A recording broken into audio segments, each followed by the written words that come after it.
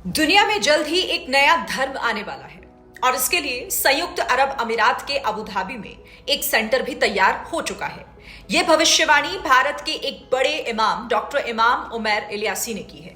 उन्होंने कहा है कि नया धर्म मुस्लिम, यहूदी और ईसाइयों को जोड़ेगा। यहां तक कि उन्होंने नए धर्म के नाम का भी ऐलान कर दिया है, जिसे इब्राहिम एक फेथ कहा जाएगा।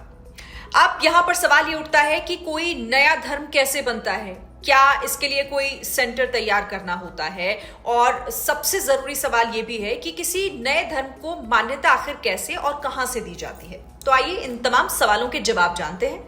बता दूं आपको, डॉक्टर इमाम उमैर इलियासी ने यह दावा यूं ही नहीं कर दिया है। बीते साल भी ऐसी खबरें सामने आई थी कि मुस्लिम बाहुल्य अरब में एक नया धर्म अस्तित्व में आया है, जिसके इब्राहिम नाम उसे दिया गया है। इस धर्म का जो लक्ष्य है, इस्लाम, ईसाई और यहूदी धर्मों के बीच समानता के कारण उनकी दूरियों को मिटाना है। हालांकि एक्सपर्ट्स, उनका यह कहना था कि यह कोई नया धर्म नहीं है, बल्कि एक धार्मिक प्रोजेक्ट है।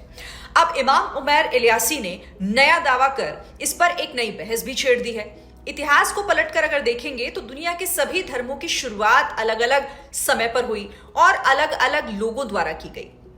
फिर चाहे सनातन हो, इस्लाम हो या फिर ईसाई धर्म हो, सनातन दुनिया का सबसे पुराना धर्म है, जिसकी शुरुआत जो कहते हैं कि 12,000 साल पुरानी है। वहीं पौराणिक मान्यताओं के अनुसार यह धर्म तो इससे भी ज्यादा पुराना है।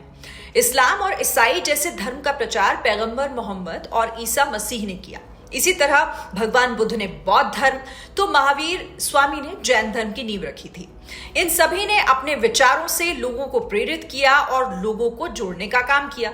इसी तरह किसी नए धर्म को पनपने के लिए उसकी मान्यताओं और विचारों को बताने वाला होना चाहिए, जिसका लोग अनुसरण करें, विश्वास करें। किसी भी धर्म को मान्यता मिलने के लिए सबसे जो जरूरी बात है वो विचार, जिनका लोग पालन करें और फिर उसे अपनाएं भी।